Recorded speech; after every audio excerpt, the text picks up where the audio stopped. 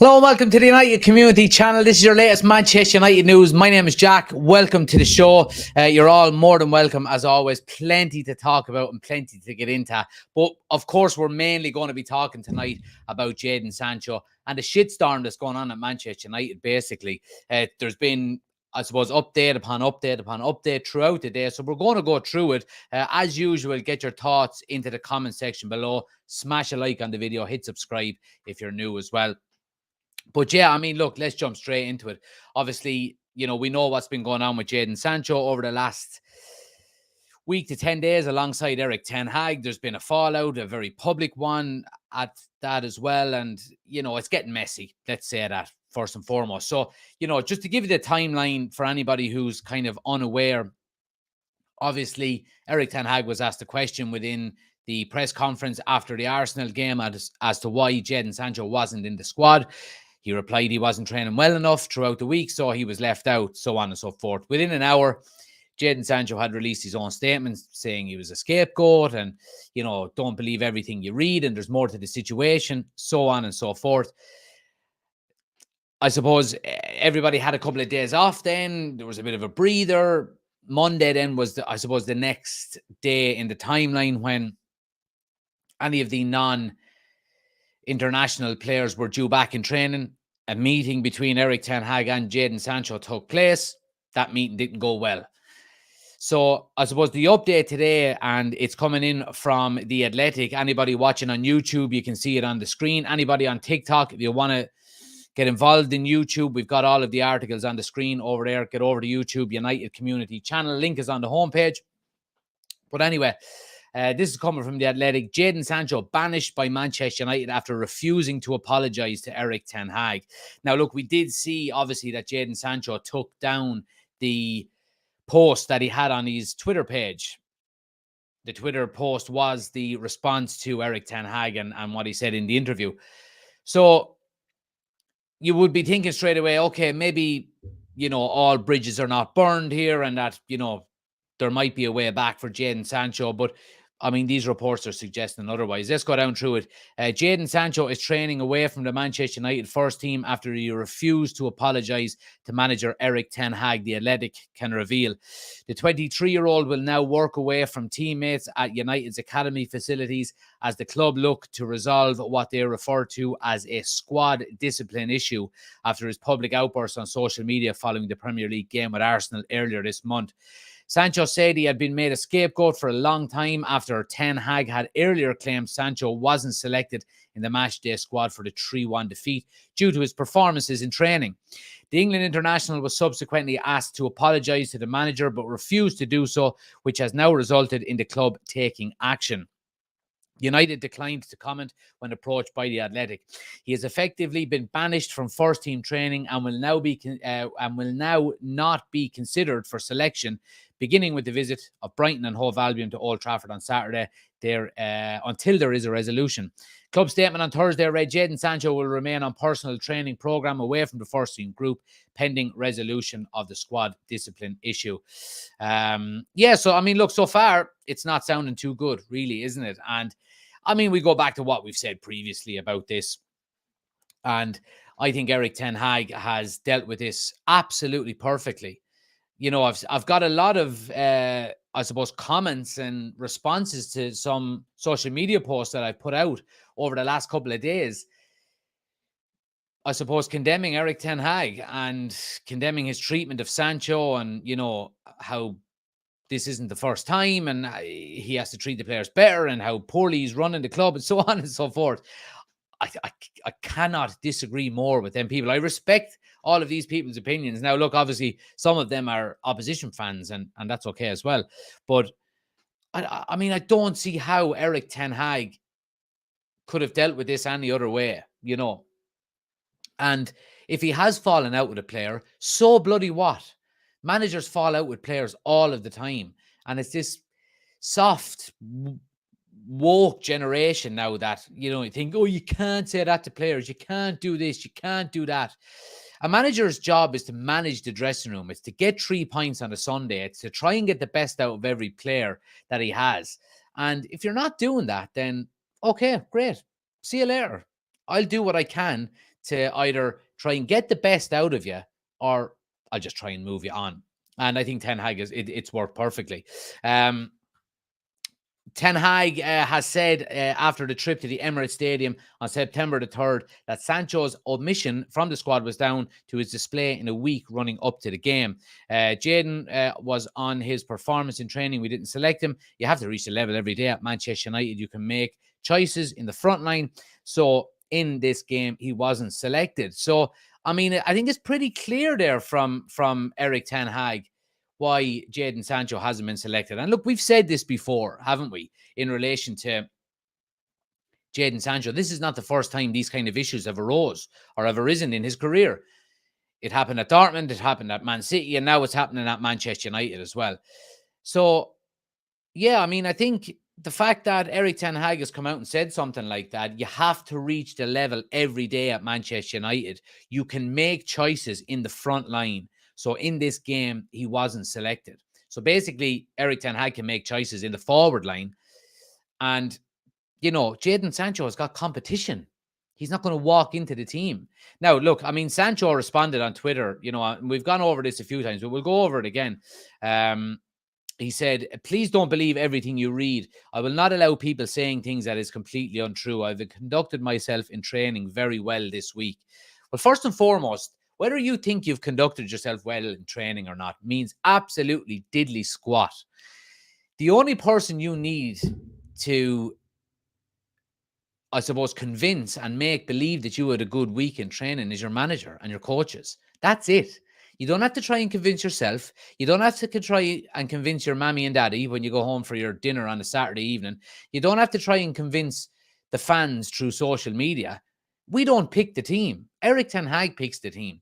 If Erik ten Hag says in an interview, Jadon Sancho wasn't picked because he wasn't up to speed or wasn't up to scratch in training this week, it's up to Jadon Sancho to go, right, well, do you know what? I'm going to bust my bollocks next week and I'm going to make sure I'm in it next Saturday or next Sunday.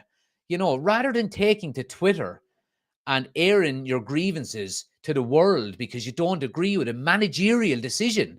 It's his job to manage the team. I just find it so incredulous, I have to say. It's such pettiness out of Jadon Sancho. He goes on to say, I believe there are other reasons for this matter that I won't go into. I've been made a scapegoat for a long time, which isn't fair. I mean, again, we'll get into Harry Maguire in a few minutes. Jadon Sancho thinks he's a scapegoat and does he not realize what's been going on in Harry Maguire's life for the last 2 years? You know, because Jadon Sancho has been his teammate for the last 2 years. I mean, it's such pettiness out of Sancho.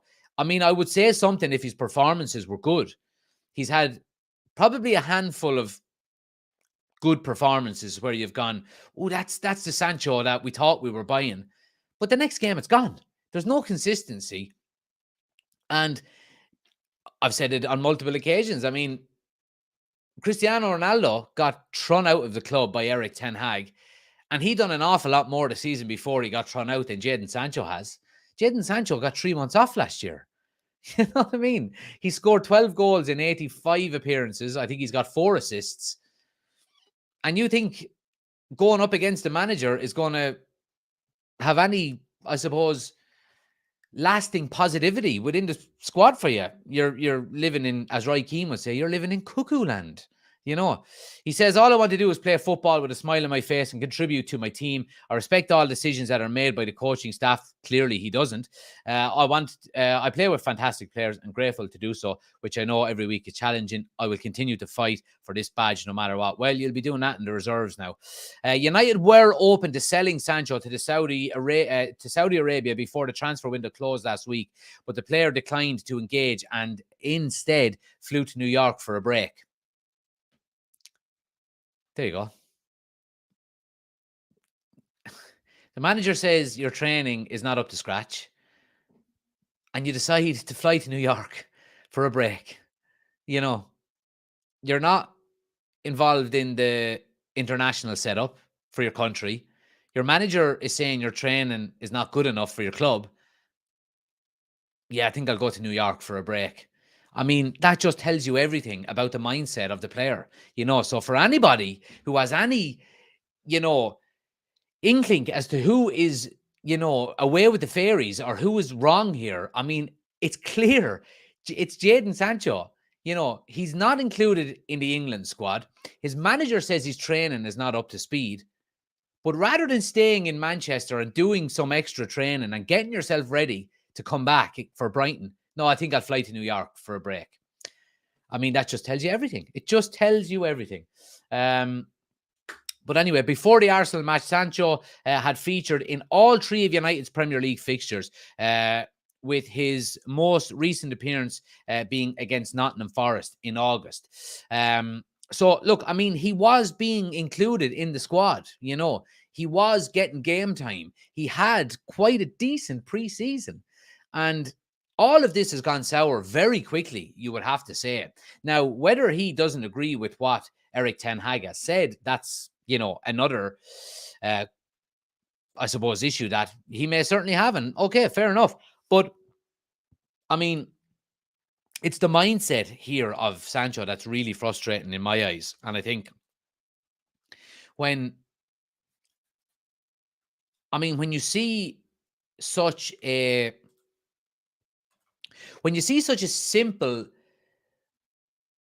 statement by Erik ten Hag, and Erik ten Hag didn't go into that press conference wanting to say anything about Jadon Sancho. He was asked a question, he gave his answer. When you see such modern softness coming out of Jadon Sancho after this, I mean, if you go back to the Alex Ferguson days, Ferguson fell out with players every year. Every single year, Alex Ferguson fell out with players. Some of them lasted, some of them didn't. It depended on their mindset. It depended on whether they wanted to prove the manager wrong. You look at some of the class of 92, for example. Ferguson used to criticize him all the time, both in the dressing room, and then he would say, no, we weren't good enough today. We weren't good enough at the back. This guy didn't play well. That guy didn't play well. He called Wayne Rooney out.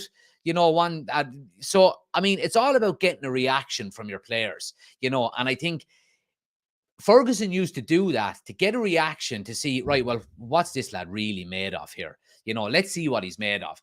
And I think Erik ten Hag is along the same lines here. He's tried everything with Jadon Sancho over the last 12 months. It is 12 months, I suppose, because, he tried playing him on the left because that's where he said he wanted to play. He didn't want to play on the right anymore, even though we bought him because of his performances on the right-hand side for Borussia Dortmund. So he switched him to the left. He then gave him 3 months off. He then brought him back and put his arm around his shoulder and gave him as much time as he needed. So I think Erik ten Hag's tether was getting very, very short with Sancho. And I think maybe this was the final real way that ten Hag was trying to get a reaction out of Sancho. Come on, show me what you're made of. And he didn't. He got the complete opposite. Now, I'm going to fly to New York for a break for the week. So, I mean, it's just, and I've got opposition fans, in some of the posts that I've put out over the last few days saying ten Hag is a disgrace. You can't treat players like that anymore. You don't see managers treating players like that. Pep Guardiola got rid of Cancelo in 2 weeks after he came out and criticized Pep Guardiola. So Cancelo criticized Guardiola and he was gone. He was gone on loan to Bayern Munich. And where is he gone now? He's shipped off to Barcelona this year. You do not cross the manager. End of story. The manager is in charge. And I'm even getting some Manchester United fans that are complaining about Erik ten Hag and his treatment of Sancho and this and that. And I mean, I just can't get over how idiotic some of these United fans are. I have to say it. For 6-7 years, we have been crying out for standards. Standards within Manchester United, within the club, within the playing squad. And we finally have a manager who's setting standards. I'm the boss. Do not cross me. If I get it wrong and the ship sinks, then I'm to blame. But I am in charge and I'll make the decisions. I am setting the standards here. If you do not follow the standards, you're gone. Marcus Rashford was 40 seconds late for a team meeting last year. Take a seat, son. Get the bench. And what did he do? He took it on the chin like a man, came on and got the winner against Wolves. That's how you do it. Jadon Sancho was the complete opposite. We have a manager now who's setting standards within Manchester United for the first time in nearly 10 years, in probably over 10 years, we finally have a manager that's doing it. And we've got fans that are complaining about it. I just can't understand. It just boggles my mind. It absolutely boggles my mind. But yeah, let's go through some of the comments here, because I know I've been rambling on a little bit there. Chris says, I wouldn't let him anywhere near Carrington. Don't let him poison anyone with his mentality. I think that's probably why he's gone, Chris, so I'd agree with you there. Scott says, haven't been around in a while. How is everyone doing? Hope all is well. This Sancho situation has me starting to give up on the club at the minute, rotten from top to bottom. I wouldn't be giving up, Scott. Welcome back, by the way. I wouldn't be giving up, because I think this is a good thing. Just like I said there, Ten Hag is setting standards. So happy days. Chris says, how can someone with 6 goals and 9 assists in 3 years think they need special treatment? Party Pooper says, it's just all a circus at the moment. I wish we were all about football again. Look, we will be. We'll be back playing football in a couple of days' time. Scott also says, this club is cursed, man. Seriously, we just can't catch a break lately. Don't get me started on Anthony. Well, look, I mean, Erik ten Hag is doing a number of different things. And let me just go back. If I could rewind back 10 months, or sorry, 12 months to when Erik ten Hag took over at Manchester United, we were saying this is going to take time. We need, as a fan base, to be patient. All right. Now we're in the middle of it. We need to be patient. Erik ten Hag is being given the time by Manchester United. He is not under pressure for his job. Okay. He has been given the time to do what he wants to do with this squad. He's weeding out the little weasels. He's weeding out the players that are not good enough. He's weeding out the players that are not mentally strong enough, or, you know, don't really want to be there, or that are there for a paycheck. It's going to take time, okay? And he's doing a good job so far. We've seen him getting rid of the Lingards, the Pogbas. He got rid of De Gea. Tough call on that one, but we need improving there. You know, he got rid of Cristiano Ronaldo. He got rid of, now by the looks of it, Jadon Sancho. So these are all massive decisions, and he's cleansing the squad. It's going to take time. It's going to take time. It really, really is. Let me see what else people are saying here. Irish lad says, Sancho is a United player. Sancho isn't a United player and never will be. Too many fairies in football nowadays. Overrated English football that believes in his own hype. Niall says, the iceberg on the cake is Mammy Maguire made a statement today. I'm going to get into that one in a minute as well. Absolutely. Aaron says, soft players these days, you wouldn't see Keane or Bex posting online. No, you wouldn't. You really wouldn't. Let's see. Your Invalid says, it's ridiculous how soft football has gone between the players and fans. Someone always crying about something online. It's ridiculous. And Jock says, he needs to either get his head down or feck off. 350k a week. What a joke. Can't even be bothered to train. Let's see what people on TikTok are saying here as well. We'll go through some of your comments. James says, I'm not a United fan, but I think Rasmus could fire United into form. He has star quality. Well, I went back and looked at the highlights of United and Arsenal only last night, and I looked at the final 25 minutes or 20 minutes that he played just to look at him, and I was really, really impressed with him, I have to say. What's the story with Martial leaving training after 5 minutes, says Tim. So he came in at 5 to 9, but they didn't have to be in until 10. So he just left again. So, yeah, he got his timing wrong. Spot on, lad. Spot on. Maybe people are saying, Tiara says, he went about things the wrong way by replying to Ten Hag. Absolutely. Put your head down and work hard. Alfred said, I support Ten Hag no matter what. Johnny, thanks for the follow. Much appreciated. Brian is in there as well. User says he will be back next week with the first team, just doing this for the media. That is bullshit. Delby says he's building his own team. Absolutely. Jack says, what do you think of Harry Maguire? I'm going to get into Maguire now in a moment, guys. And Tom Red says, have to be patient. Look at what Arteta has done with Arsenal. Absolutely. Look at what Klopp has done with Liverpool. Look what Guardiola has done with Man City. I mean, you need time as a manager to get these decisions and get these, I suppose, get the team, I suppose, molded into your own vision. It just, that's the way it goes. That's the way it is. You know, it really is. So yeah, I just want to go through some of the posts that have come up today. So James Ducker in the Telegraph has been saying a few things here as well. I'll go through some of these. I'll just show you on the screen. So he says Sancho believes, let me just split it there. Sancho believes there has been notable inconsistencies in the way Ten Hag has applied certain rules in relation to him compared to teammates. Okay, that's one. He also then says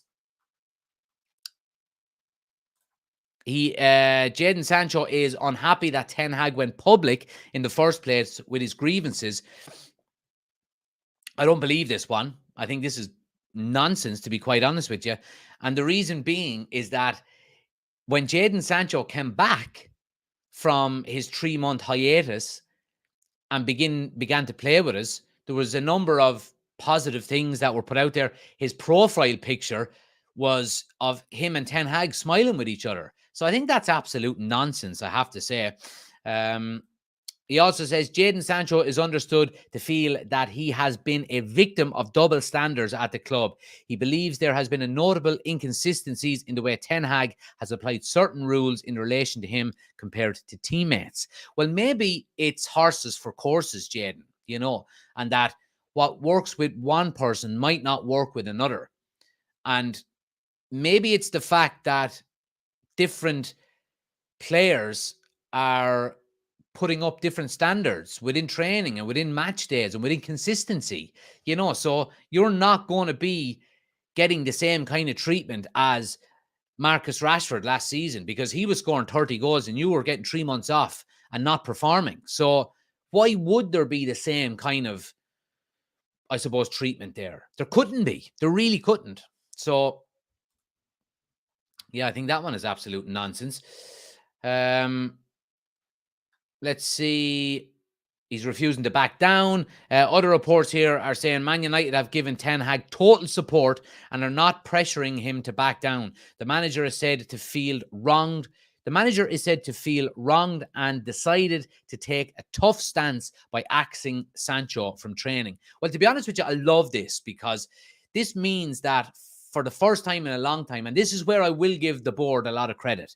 I don't give the board a lot of credit too often, but they are backing the manager here. He is in charge of the squad. The board are in charge of behind the scenes stuff, hiring and firing managers and, brokering deals for players and the financial side. The manager's job is managing the team and managing the squad. And they have said, you're in charge. Off you go. If you think Jadon Sancho needs to be dropped from the squad, then you bloody well drop him from the squad. So that's something that I am really happy with there. Let's see, is there any other updates? No, that's it so far. So yeah, look, I mean, Jadon Sancho is refusing to back down as well. His career at Manchester United is going to be very, very short-lived. It has to be said. He has, what have we got? It's September. So we're talking all of October, all of November, all of December. We're talking 3.5 months. It's going to be a long 3.5 months for Sancho. I can't see him getting regular first team football. I really can't. I think Pajo asked what's Sancho's weekly wage. I think he's on about 350 grand a week, which is just criminal. Martin, thanks for the follow as well. Much appreciated. So look, I mean, Jadon Sancho, I think his career at Manchester United is coming to an end. It really is. I don't see any way back. There was no way back for a better player, a higher profile player in Ronaldo. And I mean, what would everybody think if Ten Hag backed down now and allowed Sancho back into the team without him apologizing publicly and without him, really, really upping his game? You would have open season on the manager from every player. So this is a very important stance that Erik Ten Hag has taken because it's shown the rest of the squad, don't fuck around with me or I'll throw you out that door, to anybody. Marcus Rashford, probably the biggest name at the club at the moment. And last season, without a doubt, our best player. 40 seconds late for a team meeting. Dropped. Bye-bye. Take a seat. Get a few splinters in your arse there on that bench because you ain't playing. You were late. These are the rules. You stick by the rules or you go. End of story. And like I said, we have been waiting 10 years for a manager to start putting some proper standards into the playing staff and into the squad and into the inner workings of the club. We finally have that now with Erik ten Hag. So any Manchester United manager who's given out about him, you have a very short memory, or you're too young to remember when we used to have standards, one or the other. Anyway, let's see. DM says United aren't in debt to Glazers owe 700 million, but the club is worth 6 billion. They could pay it off tomorrow. You're an absolute fool if you think that's true. But anyway, Mary says today's players wouldn't survive with the likes of Joe Jordan, Macaulay, Greenhoff brothers, too soft now. Absolutely. Joe Jordan. Remember Joe Jordan? He was an animal. Now, he was a bit before my time, but I remember him. He was assistant manager with Spurs and he was standing up to Gattuso on the sideline. I think Gattuso threw the head at him. Joe Jordan was a tough cookie, all right. So he was. But anyway, look, let's move it on and talk about, let's talk about something else. Will we talk about, Harry Maguire, I suppose? Because look, I mean, I'm starting to feel a bit sorry for Harry Maguire at this stage. Harry Maguire's mother releases a statement on disgraceful abuse copped by her son. Now, look, I feel sorry for Harry Maguire. I really do. But your mother coming out to back you up in publicly is not going to do you any favors. It really isn't. I have a feeling Harry Maguire hadn't a clue that his mother was going to put out this post, because if he did, he would have gone, "Oh no, ma, don't, ma, don't put out that now, will ya? Jesus, you'll embarrass me in front of the lads. Don't put out that, ma, will ya?" So, I mean, look, I understand where she's coming from, but this is not helping Harry Maguire. Where was his mother's congratulatory post to the fans when he was getting a load of praise before he signed for United at Leicester and for England and all of this? We didn't see any of this. So you got to take the rough with the smooth. And, you know, look, we'll have a look at the post here on what it says. But his mother put out a post saying, sorry, I'll do it this way because it's easier to see. As a mom, seeing the level of negative and abusive comments in which my son is receiving from some fans, pundits, and the media is disgraceful and totally unacceptable to any walk of life, never mind someone who works his socks off for a club and country. I was there in the stand as usual. It's not acceptable that what's been created over nothing. I understand that in the football world, there are ups and downs, positives and negatives, but what Harry receives has gone far beyond football. For me, seeing him go through what he's gone through is not okay. I would hate to have seen any other parent or players go through this in the future, especially the young boys and girls breaking through the ranks today. Harry has a massive heart, and it's a good job he's mentally strong and can handle it, as others may not be able to. I wish this sort of abuse on nobody. And where I can see where she's coming from, absolutely, I would be saying to her, and I would be saying to Harry Maguire, you don't put this right with an Instagram post. You put this right by improving how you play on the field. Harry Maguire has not been good enough. And that's it. It's black and white. He has not been good enough for Manchester United. If he had, he wouldn't be getting the negativity. You know, now there always are idiots that go too far. Of course there are.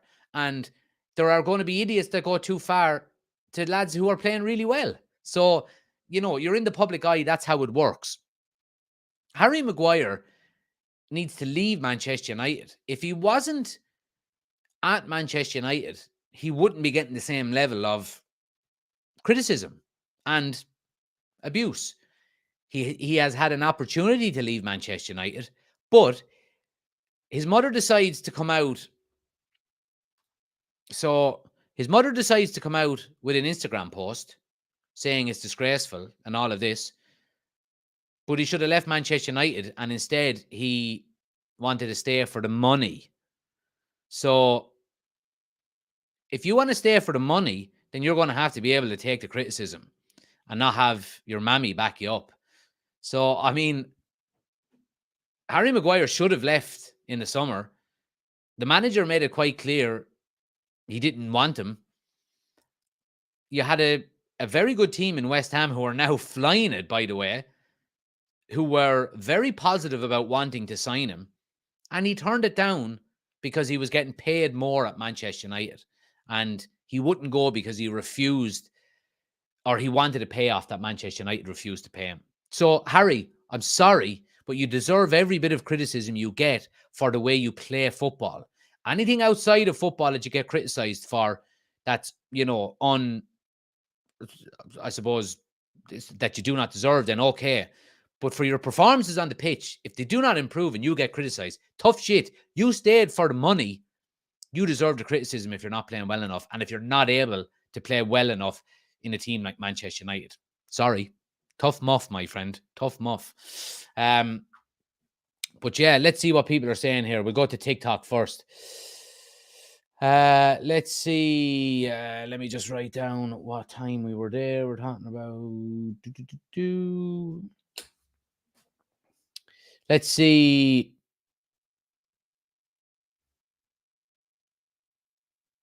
It's disgraceful what's happening to him. He doesn't pick himself, says Jay. Well, he doesn't get picked at all, really, anymore, Jay, because he's not good enough. The boy says his mom makes his lunch when he goes to work. Yes, this should have left for himself. Deck says, so we can't say he's shit anymore because it upsets his feelings. That's it. Football's gone. Rockstar says Erik ten Hag will never accept or take the responsibility of team losing. Instead, he usually blames players. What? Either you're an opposition fan or you're a Man United fan who hasn't watched many games. Oh, people should educate themselves before they comment. Anyway, Mary says, then he lets a goal in against England and the booing was unreal. I covered my eyes. You're spot on, Harry, says Johnny. Let's see. On YouTube. Scott says it will be a miracle if Ten Hag succeeds at this club in the state that it's in at the minute. I'd back my mammy against anyone. Caleb, thanks for the gift. Much appreciated. Chris says, where was his mum when he was in jail in Greece? She writes a letter then too. Aaron says, would you let your ma do that? Because I wouldn't. And Ben says, players need to learn if you play poorly, you're allowed to be dropped. Absolutely, my friend. Anyway, let's move it on to some, I suppose, news on the weekend in relation to Manchester United. And obviously, we've got a big game coming up against Brighton. It's not going to be an easy game, really isn't. Now, there has been some worrying news suggested today that doubts over Lisandro Martinez's availability. Now, I went through it in my match preview as well, guys. If you haven't checked it out, go and check it out once this live is over. Anybody on TikTok, please do subscribe to the YouTube channel. We've got our match preview up there as well. Go check it out. We do our score prediction, starting 11, all that kind of stuff. But Lisandro Martinez... Now, we'll know more, obviously, once Erik ten Hag does his pre-match interview, but I think that's coming up tomorrow, I think, is it? But he, supposedly there is a doubt. Now, Martinez did go on international duty. However, he didn't play due to, obviously, precautions or whatever it was. But I suppose the worrying thing here is we've got a makeshift defense as it is. Varane is still out. He's not going to be back for a few weeks yet. We know, obviously, Luke Shaw and Malacia are out. Now, look, Delot had no problems playing left back last week at Arsenal. He was probably our best player. But Lindelof and Martinez, it looks like you would hope it's going to be our centre-back partnership. The last thing we want to see is a repeat of Johnny Evans and Harry Maguire playing centre-back together. Now, look, Lindelof is fine. He only came off against Arsenal because of an illness. He went on international duty and he played as well. So he's going to be okay. But I do worry about Martinez.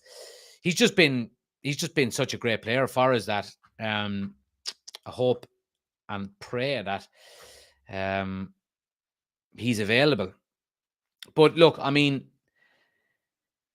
if he's not available, you're probably going to be looking at it, Lindelof and Maguire again, and we know how that goes, And again, I don't have a lot of criticisms for Lindelof because we've seen last season when he played a string of games at centre back with somebody that wasn't Harry Maguire, he actually looked like a very good defender, And I think he got lumped into the same category as Harry Maguire because he had to play with him. It's kind of similar with the whole maybe McTominay and Fred. They were kind of played together an awful lot. It never worked. And we've seen, although Fred obviously is no longer at Manchester United, we've seen some improved performances from him last year under Ten Hag when he played alongside the likes of Casemiro and Bruno Fernandes and so on, quality players. So I have no problem with Lindelof. I would have him there. Absolutely happy with that. But we need Martinez back. We really, really do need Martinez back quickly. Brian says, I have problems feeling bad for millionaires who get their feelings hurt. Would break your heart, Brian, wouldn't it? It would absolutely break your heart. Chris says, would you start Evans and Lindelof or Maguire and Lindelof if Martinez is out? I would. You would probably have to start Maguire. As poor as he is, I just think Johnny Evans, he just has his pace. He's just too slow. It all depends on what way you're setting up. If you were going to play with an Amrabat and a Casemiro, if you were going to play maybe a 4-2-3-1, you would have that extra defensive midfielder with Casemiro and Amrabat there. Then maybe you could play the likes of Johnny Evans. I mean, Lindelof has pace as well. Of course he does.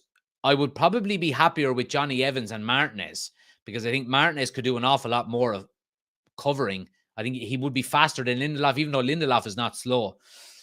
And you would have kind of a balance of a right footer and a left footer there as well. But yeah, look, I don't really want to see Johnny Evans starting at all, to be quite honest with you, this year. Except for, away to Oxford in the FA Cup or, Copenhagen at home in the Champions League. Games like that, you know what I mean? Scott says, what we don't want on top of all the bullshit is more injuries. Absolutely. Luke says, I'm so torn of the Sancho decision. I understand reading through the media being the scapegoat must have a toll, but this wasn't even from Ten Hag. Is he saying this was done privately? I think he's just being a spoilt young millionaire, Luke, who can't take any form of criticism. So anyway, Ben says, could Casemiro play there? He could, but look, I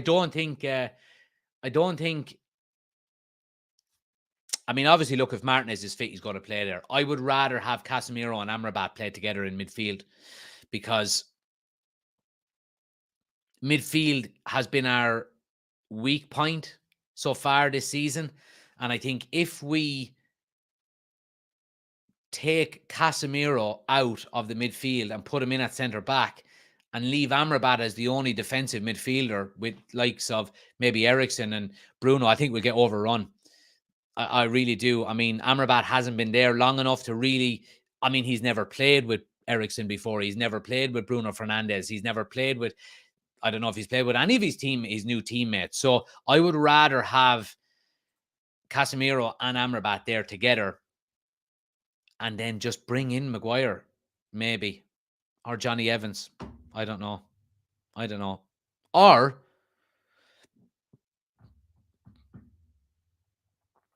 would you bring in maybe Reguilon and play Delo or Wan-Bissaka in there? I don't know.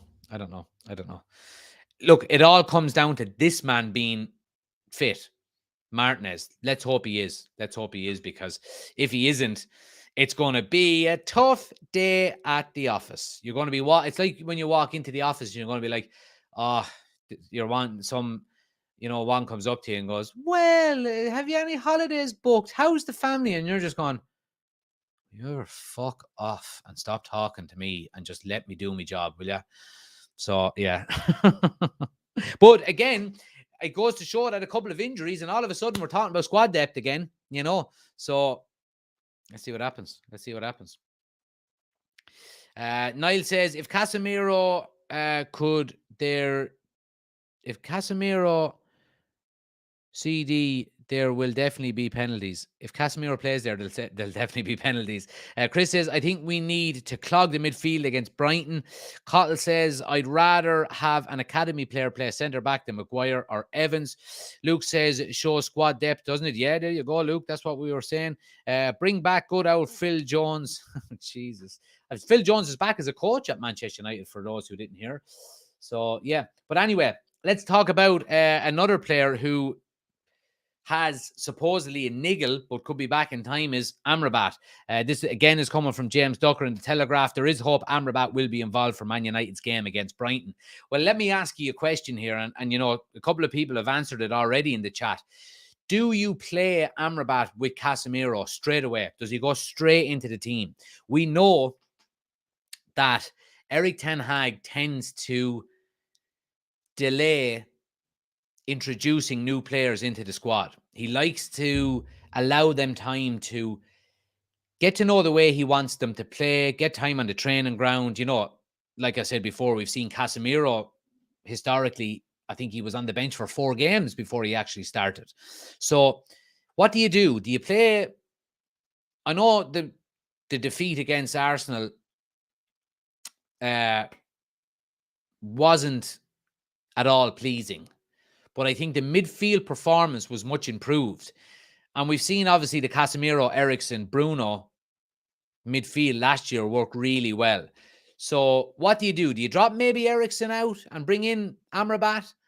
Do you leave it the way it was against Arsenal? Let me know in the comments. Because look, Amrabat is going to provide some well-needed depth for it into that Manchester United squad. He really is. And I think the fact that we're talking about this now is a good thing. Who do you play? Do you play Amrabat? Do you play Eriksen? You know, I don't think Mount is going to be ready, but when he comes back, do you play Mount? Whatever it may be. We've got a bit of depth. Kobe Mainoo is due to come back, I think, by the end of the month as well, which is great. So we're starting to see a bit of depth in midfield coming back. Hopefully, if we can keep them all fit. So Erik ten Hag has got some decisions to make. But I do like the fact that we've got different styles, different styles of central midfielders now. We've got an Amrabat who can play more defensive, who can play further forward, who can do a box-to-box role. A Mason Mount who similarly can, you know, play in the 10, play in the 8. Eriksen can do the same. Obviously, Casemiro can do the same. So I think it will allow us to change games. And Erik ten Hag can go, you know, if he does go Casemiro, Eriksen, Bruno, and it's not working and we're getting overrun in midfield, he can go to Eriksen, man, on you come, and bring in Amrabat then and shore it up. So I think that is a good option that we're getting, and it's you know, having depth allows you to do these kind of things. Please do smash a like on the video, guys, if you haven't done so already. If you're new to the channel, please do hit subscribe. Anybody watching on TikTok, hit the follow button, closing in on 40,000 followers. And our goal on YouTube as well is to reach 5,000 subscribers by Christmas. So please do help us out. Anybody watching on TikTok, if you can, hit subscribe on the YouTube channel as well. The YouTube button is on my homepage. Just click my homepage, click the button, hit subscribe, and you can come back. We're live over there as well. So I'd appreciate it if you could give us a hand with that as well. We're on the road to 5,000 subscribers. So yeah, let's see what people are saying here. Chris says, bring me Amrabat. Watch his progressive passes. Amrabat, Casemiro, Bruno in midfield. Rashford, Highland, Pelestri with exclamation marks. Bring Mount on if he's fit in the second half. Well, look, that sounds quite positive to me, in fairness. Luke says, have to question why we didn't go for Ward-Prowse late in the market. Yeah, maybe so. Chris says, if you watch Amrabat at Fiorentina, he was number 1 in Serie A for progressive passes into the final third. There you go. And Scott says, I think Amrabat and Eriksen will be subbed for each other all season. Don't think that's a bad thing, by the way. Absolutely. And it's good to have that connection between a couple of players as well, where you can go, you know, we used to see it last season where Fred came on basically on the 60-minute mark most games for Christian Eriksen. And anytime Fred started over Christian Eriksen, it was vice versa. So Yeah, I mean, I think it's a good thing that you have connections like that.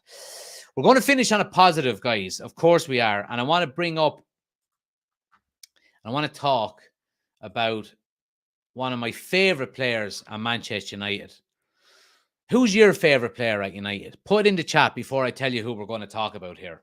Let me know who your favorite player in the match, in the current squad is, because there's some really, really good stats here that we're talking about and that I'm going to get into. Shane says Fernandez. Luke says Bruno. John says Bruno. I won't leave you waiting any longer. We're going to talk about Bruno. We're going to talk about Bruno because a statistical breakdown of Bruno Fernandes so far this season. This was an article done. Who was it done by? It was done by, I don't know who it was done by, but anyway. It's good reading, let me put it that way. Anybody watching on TikTok, we've got it up on the screen over on YouTube if you want to switch over, United Community channel over there.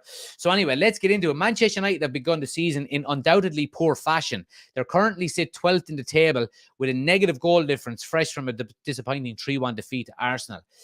Whether it's the eye test or more comprehensive statistical analysis, Erik ten Hag's side have not performed well across the opening 4 games, which makes the individual contributions of Bruno Fernandes all the more impressive.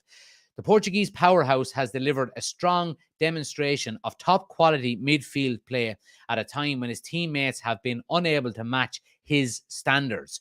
As usual, Fernandes has been ever present on the pitch. He ranks joint first for minutes played, an area he's always strongly represented in giving his excellent fitness levels. His ability to stay fit borders on anomalous in his career. The United, this is crazy. The Manchester United captain has missed more penalties than he has games through injury. So there it is there. Bruno Fernandes has missed 5 penalties in his entire career, and he has missed 4 games in his entire career due to injury. 2 of them were due to illness, and the other 2 were due to leg injury, and both of them were international duty. He's never missed a game for club football by injury. That's an unbelievable stat. An absolutely unbelievable stat. It has to be said. In terms of effect on the pitch, Fernandes has also contributed significantly. He ranks first for big chances created and joint fourth for goals amongst midfielders. He also racked up the joint 5th most tackles and 2nd for distance covered. So there we go. Bruno Fernandes has covered the 2nd most distance by a player so far this season in the Premier League. He's ran 46.84 kilometers, with only Kulusevski for Spurs beating him at 47.7 kilometers. He's an absolute animal. And I think the criticism that he gets, I understand that he can be petulant at times and he can be, he can have poor games every now and again, but I think we focus on them poor games too much, I have to say. He is returning to the United squad after fulfilling international week where he starred for Portugal, and United will be hoping for more from their talisman. Ten Hag will be hoping Fernandes' teammates can use their captain as a benchmark of top performance levels they have to hit if they have to improve this season. This just goes to show anybody that is, I've seen fans, both United and opposition fans, saying over the last few weeks that giving Bruno Fernandes the captain's armband was a joke. Look at them stats and what he does and how he leads by example. Yes, he can be petulant at times. Yes, he can, have a bad game like every other player can have. But his stats speak for themselves. He is a world-class player. He is the best footballer at Manchester United by a long shot. He's better than Marcus Rashford. He's better than Casemiro. He's better than Lisandro Martinez. Now, them players might be more favourable to some fans, and that's understandable. But he is by far the one and only player. He's up there with a player that would probably get into any team in the world because of the stats that he's putting up. He's unbelievable. And the criticism that he gets, both from United fans and opposition fans, is disrespectful. It's complete and utter bullshit, to be quite honest with you. The likes of Graham Souness and these guys. I'm a massive Bruno Fernandes fan. He frustrates me at times. Of course he does. He frustrated me an awful lot more before Ten Hag came along. We've seen last year he cut out a lot of these, 70-yard passes where he was losing balls and trying to flick balls with his heel around the corner. He's cut an awful lot of that out of his game. And he leads by example. He just leads by example because of his work rate, because of the statistics that he's putting up, the chances he's creating, all of that kind of stuff. And I have a feeling, I have a slight suspicion, it's in here somewhere. Do you know that area? Not the butterfly area, the area where you get a little bit excited. Not down there south, up here a little bit. That him and Rasmus Højlund could really, really, really spark a good partnership up together. He's been creating so many chances, and we had a terrible goal difference last year. What does that say? We're not finishing the chances that we're creating. He's continued to create chances this season. We've got a new striker. If he can get in the end of some of them, we're in for something good. We're in for something good. Anyway, I'm going to leave it there, guys. Thanks for watching. Do hit subscribe, hit like. Please hit the share button as well. If anybody you do know would like to subscribe or might like the channel, get on it as well. You can get all of these news shows as well on our Spotify and listen back to them if you're out for a run or you're in the car or whatever it may be. They are behind a paywall of $2.99 as well. It supports the channel. But all of these daily news shows that we do, they will go up live or they will be published within an hour of us finishing our live on Spotify. So if that's something you are interested in and you want to help out the channel, please do. If you want to become an official member of the YouTube channel, the link is in the description of the video there. You've got some extra content available, badges beside your name, all of that kind of stuff. And you do get a chance to come on with us for our match reaction videos after each United game on screen to give your reactions and all that kind of great stuff. So if that's something you're interested in, please do hit the link in the description. Check out the options. As you know, it helps the channel out an awful lot. But more than anything else, just hit subscribe, hit follow if you're watching on YouTube. Or on TikTok. I do appreciate all the support, guys. On the road to 5,000 subscribers for Christmas. Give us a hand. Give us a dig out. Thanks for watching. We're going to be back again tomorrow night. Tomorrow is Friday. It'll be our last news show of the week. Like I said, unfortunately, I will not be doing a watch along for the Brighton game. I've got a wedding to go to, but I'll be giving my match reaction and all that throughout the day. So make sure you stay tuned. Follow us on Instagram, Twitter, and TikTok. Well, you're on TikTok, but Instagram, Twitter, and join our Discord group as well, guys. It's all in on my homepage on TikTok, and it's in the description of the video here on YouTube as well. Follow us as much places as you can so you won't miss out on anything, but I appreciate it. Thanks for watching. Chat to you tomorrow night. Stay safe. Hope you have a good one. Take it easy.